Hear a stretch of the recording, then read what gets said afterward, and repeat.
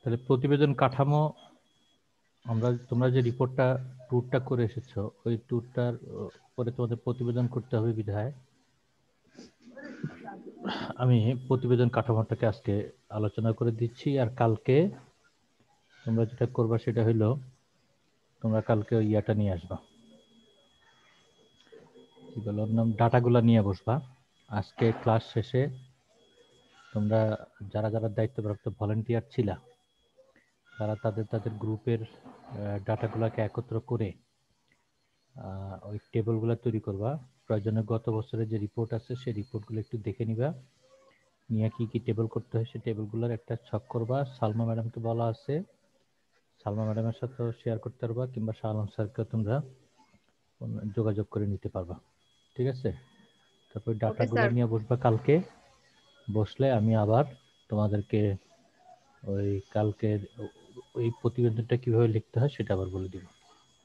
তাহলে প্রতিবেদন কাঠামোতে আমরা মোখলেসুর রহমানের বইটা নিয়েও আলোচনা করব, পাশাপাশি আমরা ডক্টর রশিদ স্যারের যে বইটা আছে সেটা নিয়েও আমরা যাব। এটা তোমাদের সিলেবাসে ডাইরেক্ট নাই, কিন্তু এটা হলো মৌলিক কাজ, যে সেটা হলো যে আমরা যে ইয়া করি, গবেষণা করি, সেই গবেষণার একটা নকশা তৈরি করতে হয়। গবেষণার নকশা, গবেষণার নকশা মানে হলো যে কাজটা আমি কিভাবে, গবেষক যে উদ্দেশ্যগুলো ফিক্সড করলো সেই উদ্দেশ্যটাকে অর্জন করার জন্য সুষ্ঠু সঠিক পদ্ধতি, অর্থাৎ এখানে তার একটা পরিকল্পনা থাকবে যে সে কাজটা কিভাবে উঠাবে, কোন কাঠামোতে কাজটা উঠাবে, আর কি কি বিষয় কিভাবে অনুসন্ধান করবে, এবং তার মান কিভাবে নিয়ন্ত্রণ করবে। চলকগুলোর উপরে, অর্থাৎ প্রশ্ন এবং চলক, এই দুইটার উপরে নিয়ন্ত্রণ তৈরি করার জন্য একটা কাঠামো তৈরি করা হয়, যাতে সে সুন্দরভাবে সময় মতো কাজটা গুছায় নিতে পারে। অর্থাৎ এইটার শুরুটা হয় যে সমস্যা নির্বাচন এবং প্রকল্প প্রণয়ন। যে তোমাদেরকে একটা গবেষণা করতে হলে কোন কাজের উপর দিতে হবে সেটা প্রথমে নির্ধারণ করা, স্যারদের সাথে কথা বলা, নিজে চিন্তা করা, প্রকল্প প্রণয়ন করা। তারপরে এই নকশা অনুযায়ী আমি তথ্য সংগ্রহ করতে নামবো। তথ্য সংগ্রহ করতে নামার পরে সেই তথ্যগুলোকে ল্যাবে এনে আমি প্রক্রিয়াজাতকরণ করব, তথ্য বিশ্লেষণ করব, তারপরে উপস্থাপন করব, মানে রিপোর্ট বা প্রতিবেদন তৈরি করব। তাহলে এইটার যে দুইটা উদ্দেশ্য, সেই দুইটা উদ্দেশ্য হলো গবেষণার প্রশ্নগুলার, যে প্রশ্নগুলোর উত্তর খোঁজার জন্য বা যা খুঁজছি আমি সেটার উত্তর কিভাবে পাওয়া যাবে সেটা মানে একটা কাঠামোর মধ্যে নিয়ে আসা। আর এইটাকে, এই কাজটা করতে গিয়ে আমাকে যা যা জিনিস আমাকে যা যা জিনিসের সাহায্য নিতে হবে সেগুলাকে আমি কিভাবে নিয়ন্ত্রণ করব। অর্থাৎ এখানে জনবল আছে, এখানে আমার বাজেট আছে, এখানে আমার সময় আছে, তারপরে আমার এখানে কম্পিউটার অপারেটর থাকবে, রাইটার থাকবে, এরকম অনেকগুলো ফ্যাক্টর আমার সাথে সরাসরি জড়িত থাকবে। আমি সেগুলাকে কিভাবে নিয়ন্ত্রণ করব সেটা হলো চলকগুলা নিয়ন্ত্রণ বোঝাচ্ছে। ঠিক আছে? তাহলে আমরা নকশার এখানে বেশি সময় আর নষ্ট করব না, এটা তোমাদের আসবে না। আমরা চলে যাই প্রতিবেদন কাঠামো, যেটা নিয়ে আলোচনা করার কথা। তাহলে প্রতিবেদন হলো কি, গবেষক ওই যে নকশা প্রণয়ন করার পরে সে মাঠে নামবে, মাঠে নেমে সে তার যে উদ্দেশ্য, তার উদ্দেশ্য হলো তথ্য সংগ্রহ। সেই তথ্য সংগ্রহ করে বিশ্লেষণ করে রিপোর্টটা তৈরি করা পর্যন্ত সবগুলা তথ্যগুলা, এই যে যে তথ্যগুলো সে পেল, পাওয়া তথ্যগুলাকে নির্দিষ্ট রীতিতে বিশ্লেষণ করে সাজিয়ে তার থেকে যে সত্যটা বের করা গেল সেটাকে সহজ ও মার্জিতভাবে উপস্থাপন, এটাকে বলছে প্রতিবেদন।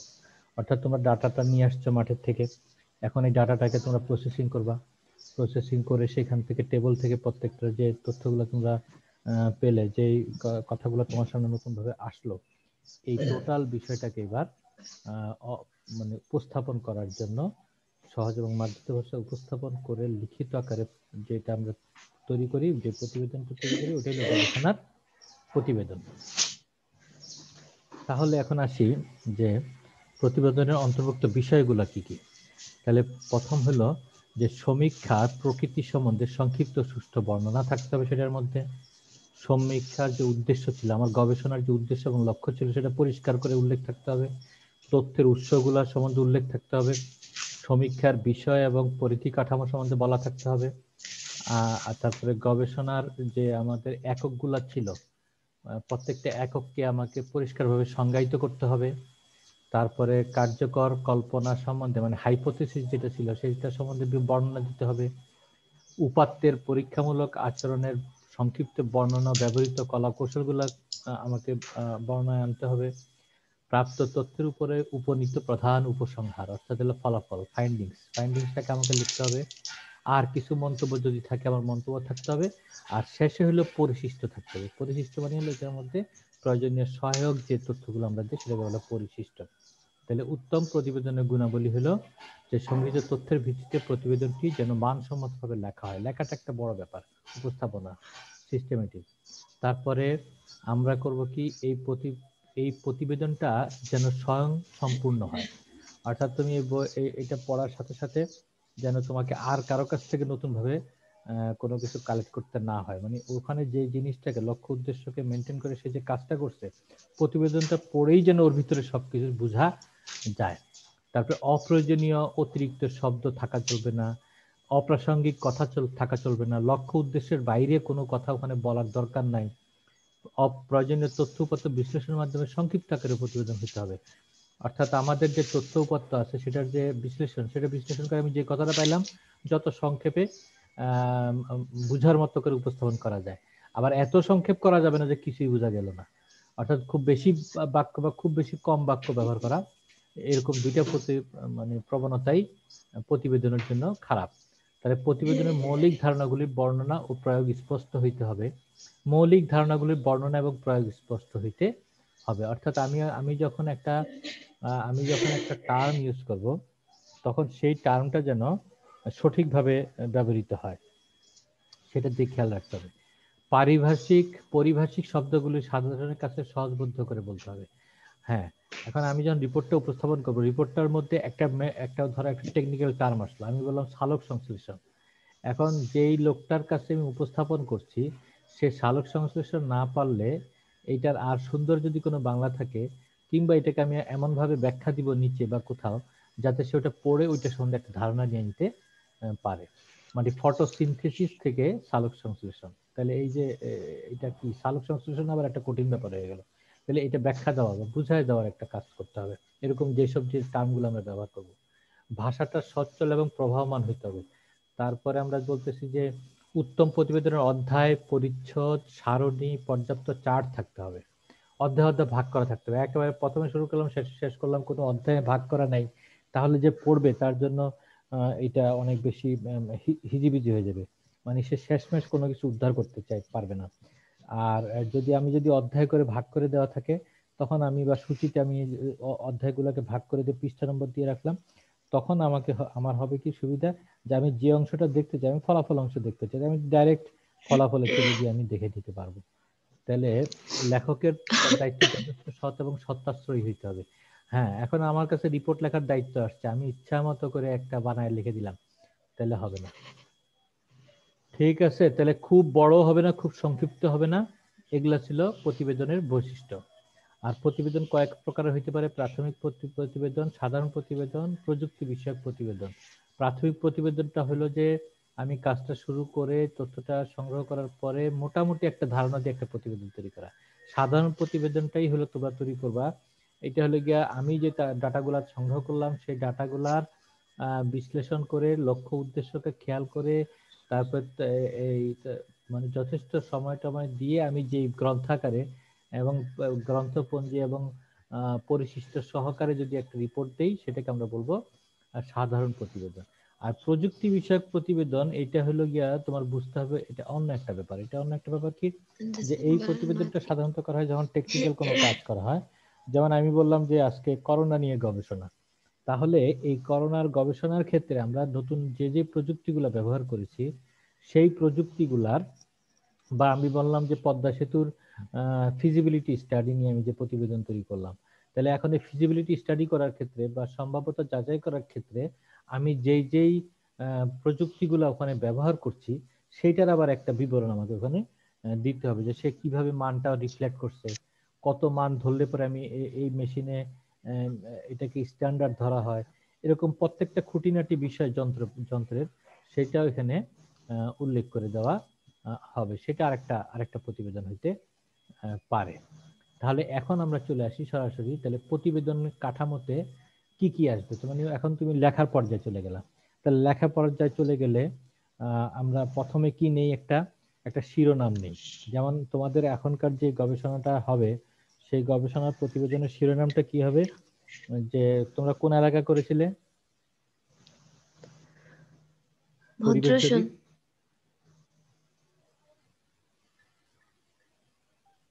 পরিবেশ যদি চর ভদ্রাসন। জি স্যার। চর ভদ্রাসনে কোন মানে চর ভদ্রাসন এটা কি থানার? হ্যাঁ। কোন অঞ্চলের? বড় থানা, ফরিদপুর 4 নং আসন, চরভদ্রাসন থানা। চরভদ্রাসন থানার মনে করে একটা অমুক মৌজার পদ্মা নদীতে। ও আচ্ছা, জি স্যার, তাহলে চরভদ্রাসন থানার থানার নিকটবর্তী পদ্মা নদীর চর অঞ্চলের পরিবেশ ব্র্যাকেটে হলো, ধরো তুমি বললা যে উদ্ভিদ প্রাণী মৃত্তিকার সমীক্ষা। হ্যাঁ, সমীক্ষা। তাহলে এই যে শিরোনামটা, এই শিরোনামটাকে আমরা বলতেছি টাইটেল পেজ। এখন তোমাদের সামনে তো আমি দেখাইতে পারতেছি না, কিন্তু ওই যে রিপোর্টটা একটা সামনে নিয়ে বসলে কালকে বা আজকে গিয়ে দেখবা, উপরের যে কাভার পেজটা লেখা থাকে সেটাকে আমরা বলছি টাইটেল পেজ। উপরে শিরোনামটা থাকবে, নিচে থাকে আমাদেরকে যে কোন স্যারের তত্ত্বাবধানে কাজ করছে সেটা থাকবে বামে, আর ডান দিকে থাকবে যে তুমি তোমার নাম, রোল নম্বর, পরীক্ষা রোল নম্বর, এগুলো সব দিয়ে দিবা, তাই তো? আর উপরে বা নিচে, একদম নিচের দিকে তুমি লিখে দিতে পারো সদরপুর সরকারি কলেজ, সদরপুর ফরিদপুর, কিংবা ভূগোল বিভাগ সদরপুর সরকারি কলেজ। এটা দিয়া এই যে আমি যে একটা পেজ তৈরি করলাম, এটাকে বলা হচ্ছে শিরোনাম পৃষ্ঠা। তাহলে এই শিরোনাম পৃষ্ঠাটা থাকতে হবে। অনুমোদন পৃষ্ঠা সেকেন্ড পেজের মধ্যে অনুমোদন পৃষ্ঠা। তো অনুমোদন পৃষ্ঠাটা সাধারণত যখন আমরা কোনো জায়গায় বললাম যে থিসিস করতে যাচ্ছি তখন এটা লাগে। আমাদের এই পর্যায়ে আমরা অনুমোদন তোমাদেরকে দিয়ে রেখেছি। তারপর হলো কি, তারপর হলো তোমার সার সংক্ষেপ। সার সংক্ষেপটা হলো অনেক সময় তোমার অনেক বইয়ের মধ্যে দেখবা যে শুরুতে একটা ধারণা দেওয়া থাকে যে এই বইয়ের মধ্যে কি আছে। আর আমরা আমরা এখানে সার সংক্ষেপটা গবেষণার মধ্যে আমরা মানে এখানে যেটা সার সংক্ষেপটা সাধারণত সব গবেষণাতে প্রতিবেদনে দেওয়া থাকে না, কিন্তু কোন কোন জায়গায় দেয় যেন ওইটার দিকে তাকিয়েই এই প্রতিবেদনটা পড়ার জন্য পাঠকের একটা আগ্রহের সৃষ্টি হয়। আচ্ছা, এরপরে মুখবন্ধ কি? মুখবন্ধ হলো ওই যে লেখক বা যে গবেষক সে একটা এরকম এই কাজটা করার পটভূমি কি ছিল, কোন পর্যন্ত সে গেল, কি কি উদ্দেশ্য নিয়ে কাজ করলো, এবং এটা প্রয়োজনীয়তা কে ছিল, এরকম তিনটা চারটা পয়েন্টের উপরে একেবারে অল্প কথায় মানুষকে একটু আকর্ষণ করার জন্য একটা কথা এখানে লেখে। এটাকে বলে মুখবন্ধ। যে আমরা পদ্মা নদীর তীরের একটা অবস্থিত আমাদের এলাকা, এবং আমরা পদ্মা নদীতে নতুন নতুন চর জাগতে দেখি। আমাদের ভূগোল বিভাগের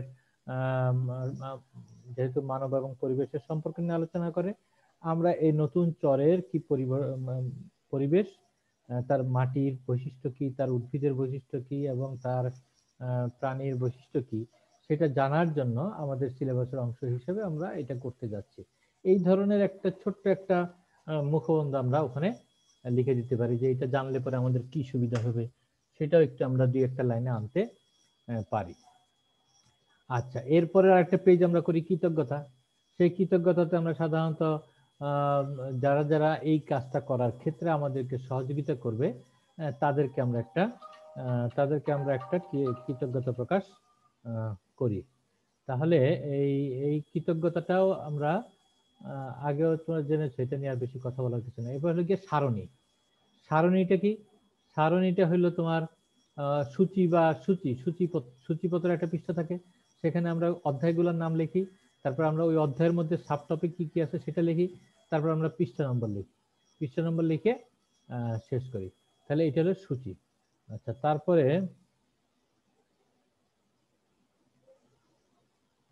আচ্ছা, তারপরে আসি চিত্র তালিকা। চিত্র তালিকা যাদের রিপোর্ট অনেক মোটা হয়, তখন আমরা যদি একটা টেবল দেখতে চাই, ধরো আমি বললাম যে পদ্মা নদীর মৃত্তিকার বৈশিষ্ট্যের টেবল, তাহলে এইটা তোমার ওই রিপোর্টের পৃষ্ঠার একটা তালিকা যদি থাকে যে কত নম্বর পৃষ্ঠার টেবল গুলো আছে, কোন চিত্রটা কত নম্বর পৃষ্ঠা আছে, তাহলে কোনো একটা লোক রিলেটেড ওই টেবলটা ধরতে সুবিধা হয়। তাহলে ওরকম একটা তালিকা আমরা দেই। এখানে আমরা এত কিছু দিব না, এখানে আমরা শুধু সূচিপত্রটা দিব। তার মানে আমরা আমাদের রিপোর্টের মধ্যে, এই তোমাদের লেভেলের রিপোর্টের মধ্যে একটা দিব আমরা, একটা দিব শিরোনাম পত্র, তারপর দিব আমরা সূচি দিব। সূচি দেওয়ার পরে আমরা চলে যাব কৃতজ্ঞতা স্বীকার।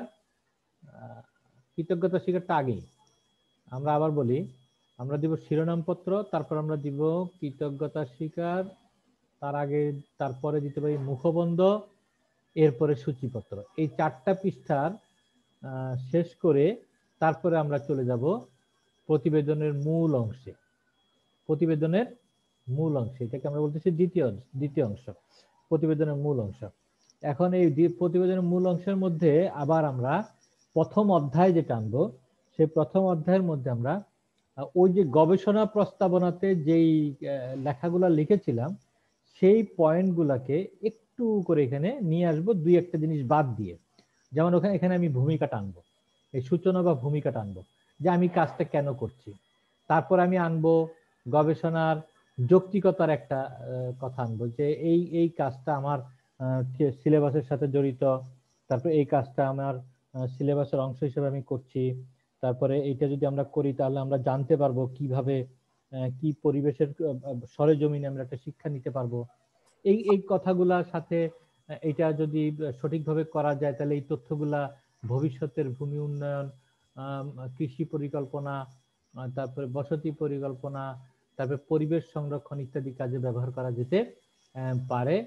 এরকম করে আমরা করি কি, ভূমিকার মধ্যে একটা কথা একটু নিয়ে আসি, তারপরে গবেষণার যৌক্তিকতার কথাটা নিয়ে আসি, তারপরে আমরা আনবো যে ওখানে লক্ষ্য উদ্দেশ্য কি, সেই কথাটাকে আবার আনবো আমার রিপোর্টের মধ্যে, যে গবেষণার লক্ষ্য এবং উদ্দেশ্য।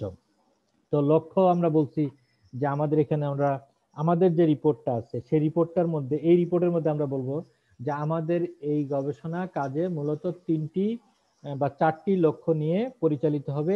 এক নম্বর হলো ওই যে সিলেবাসের মধ্যে যে পয়েন্টগুলো তোমাদের দেওয়া আছে। ধরো আমি যদি এখন বলি, তাহলে আমরা বলতে পারি যে আমরা এলাকার মাটির বৈশিষ্ট্য সম্বন্ধে, মৃত্তিকার বৈশিষ্ট্য সম্বন্ধে আলোচনা করব। 2 নম্বর হলো এই চর অঞ্চলের পানির বৈশিষ্ট্য সম্পর্কে আলোচনা করব। সমীক্ষা করব। 3 নম্বর হলো যে এখানকার উদ্ভিজ্জ নিয়ে সমীক্ষা করব, এবং 4 নম্বরে এখানে প্রাণী নিয়ে সমীক্ষা করব। এই 4টা উদ্দেশ্য নিয়ে আমরা কাজ করব। তারপরে আসবে তোমার এখানে লিখতে হবে গবেষণা এলাকা। তাহলে গবেষণা এলাকাটা তুমি কোথায় পাবা? গবেষণা এলাকার ক্ষেত্রে তোমাকে পরিষ্কার করে বলতে হবে যে আমার এই গবেষণা মূলত চর ফরিদপুরের চর ভদ্রাসন উপজেলার, তারপর তুমি বলতে পারো অমুক গ্রামের তীরবর্তী পদ্মা নদীতে জেগে ওঠা অমুক চরে সীমাবদ্ধ থাকবে। এইটা একেবারে স্পেসিফিক ভাবে বলে ফেলতে হবে। এবং প্রয়োজনে তুমি যে একটা ম্যাপ করছো, ওই যে জিপিএস দিয়ে যে ম্যাপ করছো, সেই ম্যাপ দিয়ে তুমি অক্ষাংশ দ্রাঘিমাংশ তুমি বলে দিতে পারো। পাশাপাশি তুমি ফরিদপুরের একটা ম্যাপ এনে সেই ম্যাপের মধ্যে তোমার ওই চর ভদ্রাসন চিহ্নিত করে, সেই চর ভদ্রাসনের মধ্যে পদ্মা নদীর কোন চরটা, সেই চরটাও তুমি চিহ্নিত করে দিতে পারো। এগুলা কেন করতে স্যার হয়? কক্সবাজার যে সম্বন্ধে একটু তোমার বললে। কাছ থেকে যার একেবারে সুনির্দিষ্ট কিছু জানার দরকার, সে ধরে জেনে নিশ্চিত হবে যে আমি এই জায়গাটার উপরে কাজ করছি, সুতরাং এর এই রিপোর্টটা পড়ে আমাকে এই জায়গা থেকে আমি কিছু তথ্য পাবো। আচ্ছা, তারপরে তোমার মূল প্রতিবেদনে আর কি থাকবে? আমি কিন্তু প্রথম অধ্যায়ের কথা বলছি। তাহলে প্রথম অধ্যায়ের ক্ষেত্রে প্রথমেই তোমাকে আবার বলি, ভূমিকা, তোমার কাছে যদি কলম থাকে লিখে ফেলতে পারো। একটা হলো ভূমিকা, তারপর 2 নম্বর হলো গবেষণার সংজ্ঞা, এটা আমার বাদ পড়ে গেছে। তাহলে গবেষণার সংজ্ঞার মধ্যে যে কথাটা থাকে, তোমরা বারবার ভুল করো, তোমরা খালি বলতে থাকো যে গবেষণা বলতে বোঝায় নির্দিষ্ট নিয়মতান্ত্রিক ভাবে পদ্ধতি অনুসরণ করে কোন একটি তথ্য ইত্যাদি। এটা আমরা এই প্রতিবেদনের মধ্যে এটা লিখবো না। প্রতিবেদনের মধ্যে গবেষণার সংজ্ঞা বলতে বোঝাবে যে তুমি গবেষণার সংজ্ঞা পয়েন্টটা লিখেই লিখবা যে আমার এই গবেষণায় চর ভদ্রাসন বলতে বোঝাচ্ছে ফরিদপুর জেলার একটি থানার নাম। 2, অমুক পদ্মা নদী বলতে আমি শুধুমাত্র এই থানার অমুক পাশের যে নদীটি, ওই নদীটির অংশটাকে বোঝাচ্ছি। আর 3 নম্বর হলো গিয়া মাটি সমীক্ষা বলতে আমি এখানে মৃত্তিকার স্তরায়ন, মৃত্তিকার বর্ণ, মৃত্তিকার ভৌত কিছু গুণাবলী এবং 2-1টি রাসায়নিক গুণাবলীকে নির্দিষ্ট করে বোঝাচ্ছি। পানি বলতে আমি এখানকার পানির ভৌত কিছু গুণাবলী যেমন বর্ণ এবং রাসায়নিক কিছু গুণাবলী যেমন পিএইচ মান, এটাকে বুঝিয়েছি। উদ্ভিদ বলতে বোঝাচ্ছি যে এইখানে প্রাকৃতিকভাবে গজিয়ে ওঠা উদ্ভিদ, সে ব্র্যাকেটে তুমি লিখতে পারো যে তৃণ, গুল্ম, বৃক্ষ কে বোঝাচ্ছি। প্রাণীকুল বলতে হলো এখানে বিরাজমান যে সকল প্রাণী রয়েছে তথা কীট পতঙ্গ, পাখি, পশু ইত্যাদিকে বুঝিয়েছি। ঠিক আছে? তার মানেটা কি দাঁড়ালো? তার মানেটা দাঁড়ালো তুমি যে একটা টাইটেল ইউজ করেছো, সেই টাইটেলের প্রত্যেকটা শব্দের ব্যাখ্যা তোমাকে সুনির্দিষ্ট করে দিয়ে দিতে হবে, যেন এর বাইরে কোনো কিছু তোমার কাছ থেকে কেউ প্রত্যাশা না করে। ঠিক আছে? এখন তোমরা বললা যে আমার বাসায় আসেন স্যার, ডাল ভাতের আয়োজন করছি। গবেষণায় এইসব ডাল ভাত বলা যাবে না। তুমি যদি গবেষণার সংজ্ঞায় বলো, আমাকে দাওয়াত দেওয়ার সময় বলতে হবে যে স্যার আপনি আমার বাসায় আসবেন, আমি আপনাকে নাস্তা হিসেবে এটা খাওয়াবো, আর ভাতের সময় আপনাকে মুরগির সাথে এই তরকারি খাওয়াবো, আর শেষে একটু দই খাওয়া দিব। এটা হলো গবেষণার দাওয়াত। বুঝে আসছে? স্যার একটা কোশ্চেন ছিল। হ্যাঁ বলো। স্যার আমরা যখন শিক্ষা সফরে গিয়েছিলাম তখন 2টা গ্রুপে ভাগ হয়েছিল, একটা হচ্ছে কক্সবাজার গিয়েছিল আর একটা হচ্ছে চরভদ্রসন। স্যার কক্সবাজার সম্পর্কে কিছু বলেন। আমরা কি 2টা রিপোর্ট তৈরি করব? এতক্ষণে একটা ভালো খবর বলছো তুমি। কক্সবাজারে গিয়ে আমরা কাজটা করেছিলাম কোথায়? রাম মন্দির স্যার। ওহ, রাম মন্দিরের আচ্ছা আচ্ছা আচ্ছা, এবার মনে পড়ছে সবকিছু। রাম উপজেলায় স্যার। হ্যাঁ হ্যাঁ, বুঝতে পারছি। তাহলে আগের অংশগুলো সব ঠিক আছে, কথাও সব ঠিকই আছে, শুধুমাত্র 2টা গ্রুপে আলাদা হবে, 2টা রিপোর্ট হবে। ঠিক আছে? হ্যাঁ স্যার, এটাই জানতে। 2টা গ্রুপ হবে, 2টা রিপোর্ট হবে। আর ওই রিপোর্টের মধ্যে আরেকটা পয়েন্ট করবা যে আমরা এটাকে বলবা যে প্রাথমিক প্রস্তুতি। ওই প্রস্তুতির ক্ষেত্রে তোমরা বলবা যে আমাদের ক্লাসকে গবেষণার তুলনামূলক আলোচনা করার সুবিধার্থে 2টি ভাগে ভাগ করা হয়। একটি আমাদের স্থানীয় পদ্মা নদীর মানে অমুক গ্রামের তীরবর্তী চরকে নির্ধারণ করা হয়, আর আরেকটি দল পাহাড়ি অঞ্চল কক্সবাজার, রামুর অমুক গ্রামকে গবেষণা করতে যায়।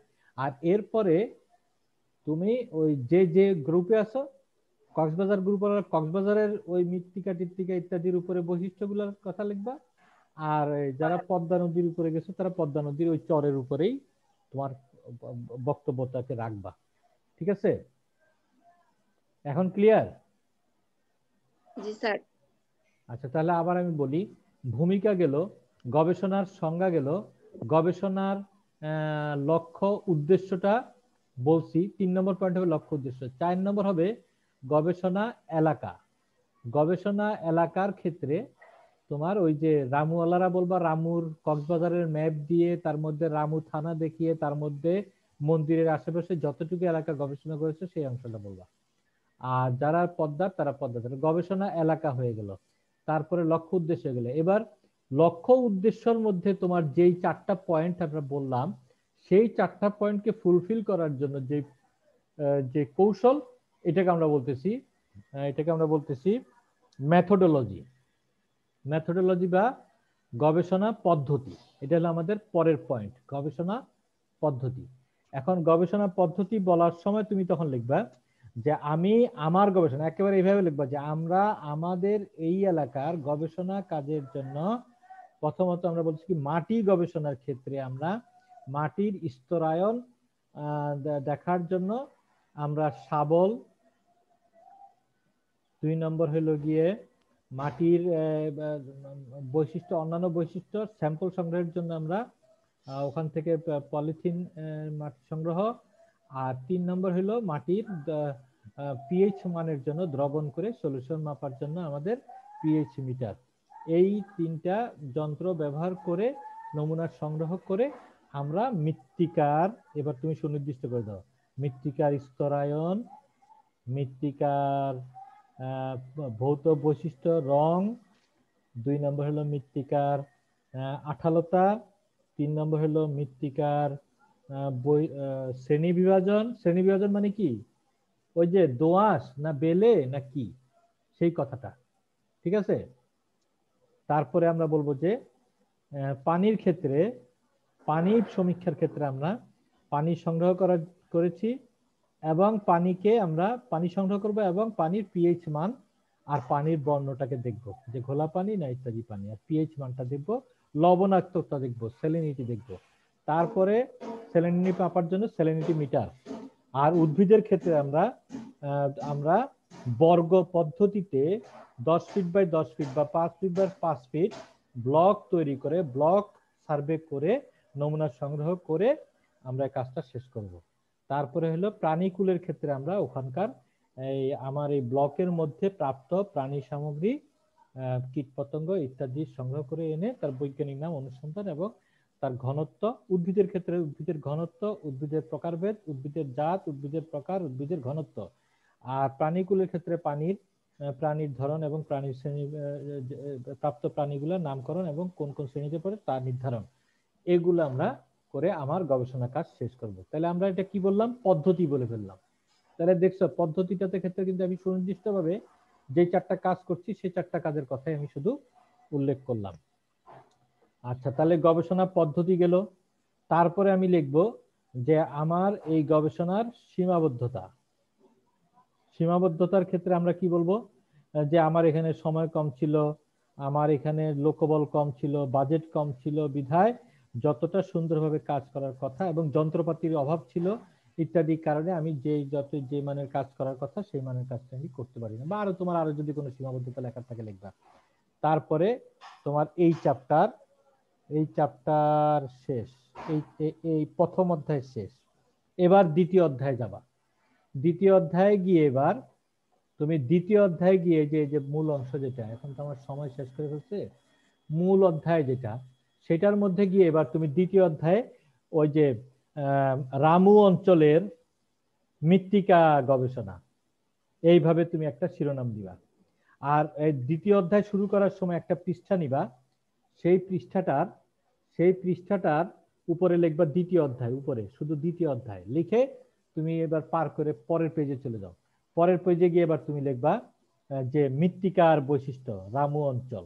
এখন তুমি লিখবা যে মৃত্তিকার বর্ণ, তারপরে লিখবা যে এটা মোটামুটি ধূসর বর্ণের এই সেই, যা বুঝো আর কি। 2 নম্বর হলো মৃত্তিকার ধরন, এইটার মধ্যে এটার বর্ণ এবং ইত্যাদি বিশ্লেষণ করে দেখা যাচ্ছে এটা বেলে দোআঁশ প্রকৃতি কিংবা কাদা প্রকৃতি কিংবা এঁটেল প্রকৃতির। আমরা এই যে দলা করে যে আমরা যে পরীক্ষাগুলো করি, তারপরে 3 নম্বর আমরা দলা করে পরীক্ষা করি, তাই না, আমরা ওই মাটিটাকে শুকাইলাম, শুকানোর পরে চালনি দিয়ে ছাকবো, সেকে পরে মিহি দানা, একটু মোটা দানা, আরো মোটা দানা, তাদের যে রেশিও, সেই রেশিও ধরে তারপর আমরা বলি যে এটা বেলে মাটি, এটা দোআঁশ মাটি, এটা বেলে দোআঁশ মাটি, এটা কাদা মাটি, এটা পলি মাটি। তাহলে ওই শ্রেণী বিভাগটা তোমার ওই যে শামসুর রহমানের বইতে আছে, মৃত্তিকা ভূগোলে বইতে আছে। তাহলে আমরা ওইটার আলোকেই তুমি তোমার এলাকার মাটি সম্বন্ধে একটা কমেন্ট করবা। তোমাদের যারা রামুতে গেছো তাদের মাটিটা একটু বেলে ঝুরঝুরা মাটি হবে, তাই না, বেলে দোআঁশ টাইপের নাকি। কিন্তু চরে যারা গেছো তাদের তো বেলের পরিমাণটা বেশি, বেলে পলি আর বেলে মিশায় যা হয়, একটু চার্টটা দেখে নিবা। আচ্ছা, তাহলে এবার বলবা যে পিএইচ, মৃত্তিকার পিএইচ মান। তাহলে মৃত্তিকার পিএইচ মান হলো যে মৃত্তিকাটা তোমরা নিয়ে আসছো সেটাকে বিকারের মধ্যে গলাবা, একটা গলায়া একটা যে আইসক্রিমের যে কাঠি আছে কিংবা প্লাস্টিকের যে যে জুস খাওয়ার জন্য যে কাঠিগুলো ব্যবহার করো ওটাকে ভালো করে নতুন একটা কিনে নিয়ে আসবে, আইনা ওটা যেরকম ঘাটাবা, ঘাটায় পিএইচ মিটার দিয়ে তুমি দেখবা যে পিএইচ মান কত আসতেছে। আর ওই যে পানিটাও আছে পাশে, পানিটারও পিএইচ মানটা মেপে ফেলবে, তখন লিখবা যে মৃত্তিকার পিএইচ মান এত, সুতরাং এটা ক্ষারীয় বা সুতরাং এটা অম্লীয়, সুতরাং এটা মৃদু ক্ষারীয়, এরকম একটা কমেন্ট লিখবা। আচ্ছা, তারপরে মৃত্তিকার আর কি বৈশিষ্ট্য আমরা দেখবো, আর তো কিছু নেই। এরকম করে তারপরে পানির লবণাক্ততা মাপবা একটু, মৃত্তিকার ওই যে পানিটা গোলাইছো তার মধ্যে মৃত্তিকার লবণাক্ততাও একটু মেপে নিবা স্যালিনিটি মিটার দিয়া। আবার তোমার ওই যে পানি যেটা আছে পানিটার স্যালিনিটি মিটার দিয়া পানিটার স্যালিনিটি মেপে ফেলবা। এখন তুমি লিখবা পানি অংশে লিখবা যে এখানকার পানি মোটামুটি মিঠা প্রকৃতির, তারপরে এর পিএইচ মান এত, তাহলে পিএইচ মানটা লিখে দিবা। তারপরে এর স্যালিনিটি মান এত, এটা লিখে দিবা। এটা গেল গিয়া। তারপরে আসবে উদ্ভিজ্জের মধ্যে তুমি লিখবা যে আমরা যে 5টা ব্লক করেছিলাম সেই ব্লকের মধ্যে আমরা দেখছি দুর্বা ঘাস, এইটা প্রজাতির সংখ্যা 10টি। 1 দুর্বা ঘাস, 2 বিষকাটালি, 3 এরকম করে করে লিখবা। তারপরে তুমি পাশের সংখ্যাও লিখতে পারো, 40টি, 30টি, 10টি, 20টি। এবার করবা কি, এটার শতকরা হার করবা, এত পার্সেন্ট, এত পার্সেন্ট, এত পার্সেন্ট, এত পার্সেন্ট। ঠিক আছে? তাহলে তোমার উদ্ভিজ্জের স্টাডি এই টোটালটার উপরে একটা ঘনত্ব বের করে, যে মোট আয়তন মোট উদ্ভিদ সংখ্যা দিলে একটা ঘনত্ব পাইলা, তাহলে মোটামুটি তোমার একটা হয়ে গেল। আর লাস্ট হলো কি, প্রাণীর মধ্যে আমরা মোট 4টি কেঁচো পেয়েছি আর কয়েকটা ইয়া পেয়েছি, আর সব হলো গবাদি পশু। বাস, কাজ শেষ তোমার। এবার চলে যাও তুমি, আমাদের আর সময় আছে মাত্র 4 মিনিট। এবার চলে যাও তুমি এই প্রাসঙ্গিক ফলাফল, পরের চ্যাপ্টার, তৃতীয় চ্যাপ্টারের নাম হবে ফলাফল। এই ফলাফল চ্যাপ্টারে গিয়ে আবার তুমি লিখবা যে রামু অঞ্চল বা পদ্মা অঞ্চলের আমাদের গবেষণার মধ্যে আমরা পেয়েছি এই অঞ্চলের এক মাটি বেলে দোআঁশ প্রকৃতির, যার পিএইচ মান এত, লবণাক্ততা এত, সুতরাং এই মাটিটি কৃষিকাজের জন্য ভালো। বাস, ওইসব মন্তব্য তোমার বলা দরকার, কারণ আমি ওই গবেষণা করিনি। 2 নম্বর হলো মৃত্তিকা, পানির ক্ষেত্রে আমরা দেখলাম যে এখানকার পানি গভীরতা অনেক বেশি বা কম। তারপর 2 নম্বর হলো যে এখানকার পানিটা মোটামুটি পিএইচ মান এত, লবণাক্ততা এত। 3 নম্বরে আমরা চলে যাব উদ্ভিদের ঘনত্ব এত, প্রকারভেদ মোটামুটি এই টাইপের গাছগুলো এখানে বেশি আছে, বেশিরভাগই ধানি জমি, ধান খাত। আর প্রাকৃতিক যেসব উদ্ভিদ পাওয়া গেছে সেই উদ্ভিদের মধ্যে এইটার এত এত পার্সেন্ট ছিল। আর 4 নম্বর মানে ওই যে ওখানে যে তুমি টেবল করে যে তথ্যটা পেয়েছো সেই তথ্যটাকে সংক্ষেপে নিজের ভাষায় প্যারা প্যারা করে 4টা প্যারার মধ্যে তুমি লিখবে, উদ্ভিদ, প্রাণী, মাটি, আর হইলো কি জানি আরেকটা কি জানি করছিলাম, মোট 4টা না? এই 4টা পয়েন্টের কথা উল্লেখ করে দিলে তোমার ফলাফল অংশ শেষ। এরপরে চলে আসবে পরিশিষ্ট। এই যে পরিশিষ্টের মধ্যে কি থাকবে, গ্রন্থপঞ্জি। তো গ্রন্থপঞ্জির ক্ষেত্রে তুমি এখানে বলতে পারো যে আমার এই গবেষণা করার ক্ষেত্রে আমি যে বেজ ম্যাপটা সংগ্রহ করেছিলাম সেই বেজ ম্যাপটা স্যাটেলাইটের মাধ্যমে বা এটা দিয়ে, এবং সেই ক্ষেত্রে ওই ম্যাপটার একটা ছবি এখানে দিয়ে দিবা। 2 নম্বর হলো বাহ্য রূপ, গবেষণা প্রতিবেদনের মধ্যে বাহ্য রূপ আর কিছু নাই। শব্দপঞ্জি কি, যে এখানে আমরা যে শব্দগুলো ব্যবহার করেছি, পিএইচ মান বলতে বোঝায় এই, তখন তুমি পিএইচ মানের একটা সময়, লবণাক্ততার পিপিটি বলতে বোঝায় এটা। তারপরে তুমি আবার পিপি লিখে দিও না যে এটা হলো করোনার জন্য পিপি, ওইটা বলতেছি না। পিপিটি পার্টিকেল পার কি 1000, ওই যে লবণাক্ততা মাপার ক্ষেত্রে বলে আর কি। তাহলে এইভাবে তুমি যে শব্দগুলো ওখানে ইউজ করছো টোটাল গবেষণার মধ্যে, যেগুলো একটা নতুন, সেগুলো একটা সংজ্ঞাটা দিয়ে দিতে পারো। এই দিলে পরে তোমার রিপোর্টটা শেষ হয়ে যাবে। এরপর এটাকে একটু স্পাইরাল বাইন্ডিং করবা, বাইন্ডিং করে তারপর তুমি উপস্থাপন করবা। তাহলে এখন আসো, আমরা মূলত কাজ করেছি, আমার কাছে আর মাত্র 1 মিনিট সময় আছে। আজকে তাহলে আমরা মোটামুটি তো বুঝলাম যে কাজটা কি, তাই না? তাহলে যারা গ্রুপ লিডার আছো তাদের দায়িত্ব হলো আজকেই বিকালে ডিপার্টমেন্টে যাও, কিংবা কালকে ডিপার্টমেন্টে সকাল থেকে লেগে থেকে এই তথ্যগুলা কি কি পেয়েছো আর কি কি পিএইচ মান কত বেশি, এটা কত বেশি, এটার একটা মোটামুটি একটা চার্ট করে ফেলে তোমার গ্রুপের সবাইকে দিয়ে দিবা, তোমাদের যারা পদ্মার গ্রুপ, যারা কক্সবাজারের গ্রুপ। এই চার্টটা কালকে সকালের মধ্যে শেষ করে কালকে আবার আমরা 3টার সময় যখন বসবো আমাকে চার্টটা একটু বললে আমি এইটার এই অংশ থেকে আবার একটু বলে দিব। অর্থাৎ স্যার অলরেডি করা হয়ে গেছে আমাদের। করা হয়ে গেছে তো এখন আজকে তো জি স্যার, ডেটাগুলো কালেকশন করছি। হ্যাঁ, আর তা নাহলে যদি মনে করো যে রাত্রে আবার বসবা তাহলে 9টার সময় আবার ক্লাস করাতে পারি। পারবা নাকি কালকে? স্যার কালকে দেন স্যার। কালকে 3:15টার সময়, তাহলে ইনশাআল্লাহ আবার আমরা। জি স্যার 9টার সময় ভালো। তো না ঠিক স্যার আছে, 9টা ভালো। সবাইকে ধন্যবাদ। আর যারা যেসব ফাঁকিবাজ আসে নাই তাদের একটু কইও যে রিপোর্ট টিপোর্ট তো করতে হবে, পরে তো ধরা খাবে। এই যে আমরা এর পরের অংশটা, আরে এইটা তোমরা তোমাদের ওই বইয়ের মধ্যে একটু দেখে নিও, ঠিক আছে? স্যার কোন কোন বই? স্যার রশিদের বইতেও আছে, ওইটার বইতেও আছে। এখন কাঠামোটা তো মোটামুটি বুঝে গেছো। গত বছরের রিপোর্টটা নিয়ে বসে যাবা। সালমা ম্যাডামকে আমি বলে রাখছি, তোমরা কল দিলেই ম্যাডাম তোমাদের রিপোর্টটা দেখার জন্য কলেজে আসবে, আর একটু দেখে দেখে তোমাদের এটা একটু আর একটু ডিরেকশন দিয়ে দিতে হবে, ঠিক আছে? আল্লাহ হাফেজ। আসসালামু আলাইকুম। জি স্যার, আল্লাহ হাফেজ। আল্লাহ হাফেজ। স্যার আসসালামু আলাইকুম। আচ্ছা, আমি আসসালামু আলাইকুম। ক্লাসটা আজকে নেটে দিয়ে দিব।